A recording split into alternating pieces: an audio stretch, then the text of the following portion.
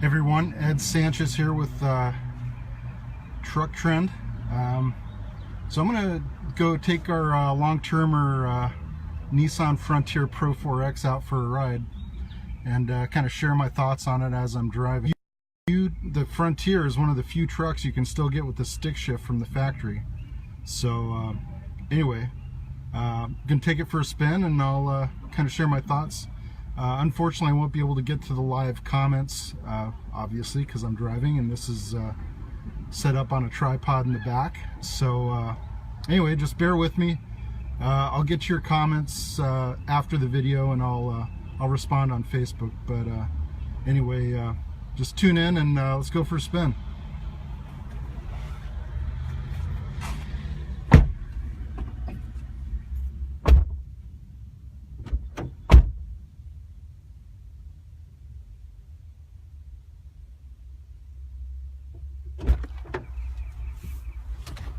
Alright, so like I said, this is the Pro 4X model. This is kind of essentially replaces the Nismo trim they had a couple years ago. 5% of about 530,000 shares. Alright, enough of that. Got the dual zone climate control here, which is very nice. Nice and cool. Oh, too cool. That's good. 6-speed manual. Still nothing like driving a stick shift truck. It's kind of a singular experience, one that's getting harder and harder to come by nowadays. They're essentially gone from the full sizes. The only full-size truck you can still get with the stick shift now is the Ram with the Cummins. Ford offers no manuals in their trucks, same with GM. You can't get the... Alright, sorry about that. Took that turn a little hot and pull in here. That's good to know.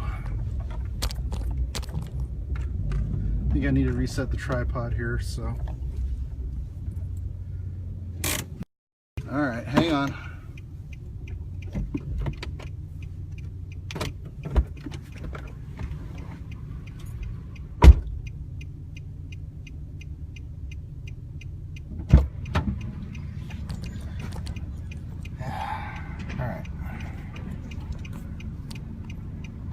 Okay, first, second, yeah, very funny. All right, let's see if I can get this secured a little better. It was a little dicey there, hold on. I had to get out of that driveway fast because had oncoming traffic I needed to get by. Let's see. I don't know. I'm gonna try to drive smooth and keep it from. Oh, son of a gun! It's got all loose too. All right, bear with me here.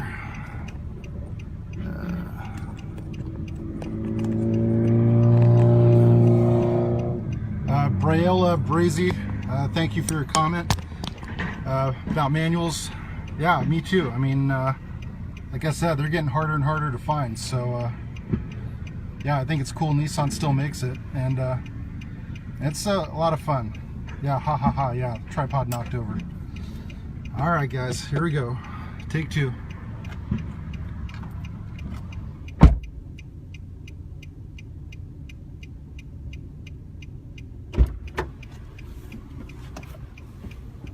Maybe I should just wedge the camera in the headrest. I think that might actually be safer, but anyway, it's a learning experience. All right, back in gear.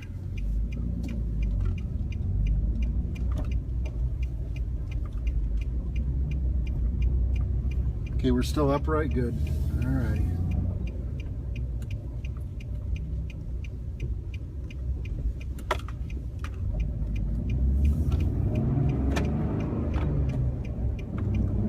This is Pro 4X is a V6, the 4-liter VQ40 V6. So it's 261 horse, 281 pound-feet, and it's plenty peppy in this thing, I'll tell you. So On paper, that's a little bit less horsepower than the new Tacoma and Colorado, but it actually has the most torque of any midsize right now. The Tacoma downsized to a 3.5 liter for 2016, and the Colorado is a 3.6, and they both have slightly less torque. So this is officially the torquiest midsize gas engine you can get.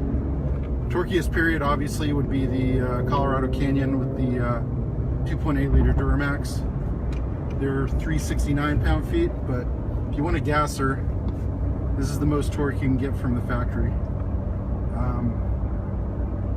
I've driven both the manual and the automatics.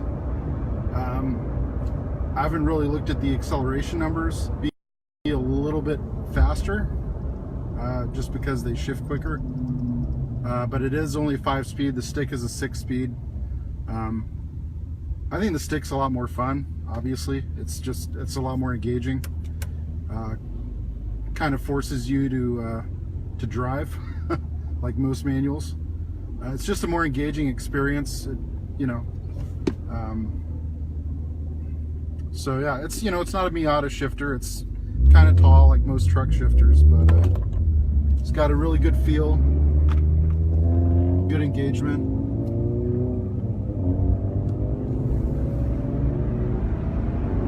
Nice strong mid-range torque.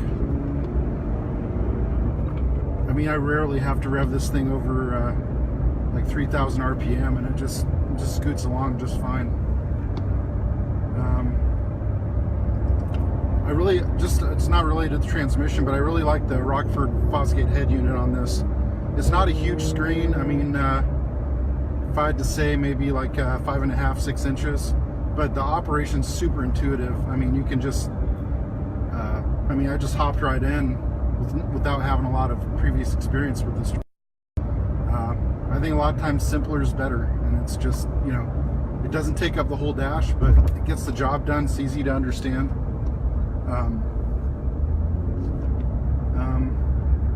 It works for me. Frontier is still selling pretty good. This is an old design. It dates back to the 2005 model year, and other than a few changes, I think the head unit's been changed. They added some functions like Bluetooth and so forth, but it's pretty much by and large the same truck you could get 11 years ago. So it's well overdue for an update for sure. But having said that, it's still a lot of fun to drive. I think probably in terms of fun to drive, I think the Frontier is probably my favorite. I think it's a more natural seating position, and the Toyotas, and they've been like this for years, they have what I call the legs out driving position, where you kind of feel like you're sitting on the floor. And I know partially that's kind of for ground clearance and so forth, but I just think it's kind of a weird feeling driving position. This, you sit upright, your legs go down. I just think it's a lot more comfortable. Reliability, I mean, to be perfectly honest, the Toyotas are probably still a little better in that regard. But I've seen plenty of these with well over 100,000 miles on them still going. So, it's all about maintenance, mostly. So, the other good thing too is if you're buying used, these are way cheaper than Tacomas. You might have saw in my video last week, I picked up 04 Avalanche for about $6 grand. Believe it or not, I was actually looking at Tacomas too, but they were just so ridiculously expensive for the year and the mileage. I just couldn't do it. It was just they were just asking too much for the truck. I mean, even 4-cylinder 2-wheel drive Tacos were going for more than I paid for the Avalanche. So Frontiers were probably on average, I'd say probably between $3 and $5 grand cheaper than an equivalent Tacoma. So if you're buying used, pretty much 05 through current model, you're going to get pretty much the same truck. So if you're looking to buy used, like I said, 05 to 2016 Frontiers, they're all pretty much the same except for some detail stuff. But you're gonna get a really cool, fun to drive truck. I've even driven the 4-cylinder, and it's a lot less powerful than the V6. I mean, a lot. So I'm not gonna. Hey, check that out. I don't know if you can see it. I got a McLaren in front of me. Well, this is Orange County. Not that rare, but you don't see them every day. Anyway, back to the subject. Even the 4-cylinder Frontier, I mean, just from a driving dynamic standpoint, is still fun. It's still got the responsive steering, and it still just has the general feel of the Frontier. But I would definitely recommend getting the V6. It's just, the difference in power is really noticeable, and it only gets like 1 or 2 mpg less than the 4-cylinder. So, I mean, that mileage trade-off for over 100 more horsepower, I think, is well worth it. So, I definitely recommend getting the V6. So yeah, like I said, we're really enjoying this on staff. If you've read editor Jason Gonerman's editorials and updates, he really enjoys this. He's a big fan of manual trucks, as most of us on staff are. But the fact of the matter is, they're just getting harder and harder to find. But you still want one, you want to buy one brand new out of the dealership. Nissan, Toyota, they're the only ones, only mid-sizers with the V6 and a manual. Colorado and Canyon, you only get the stick shift with the 4-banger, so you're kind of out of luck with that. So yeah, I'm kind of, I mean, I kind of wish that the tide might turn back and some of the OEs might reintroduce manual transmissions.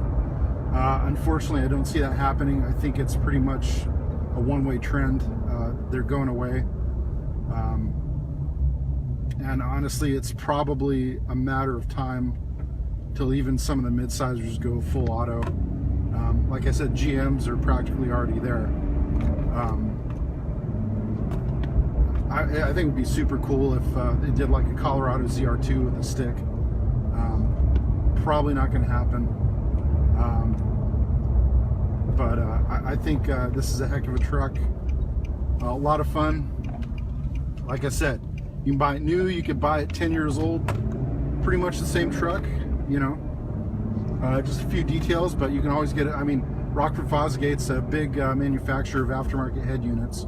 So if you don't like the stock head unit that comes with it, pretty easy to change those out. So yeah, anyway, I hope you enjoyed that. We'll be giving you more updates as time goes by on our long-termers, and of course the Avalanche. So anyway, hope you enjoyed that, and have a great weekend, and thanks for watching.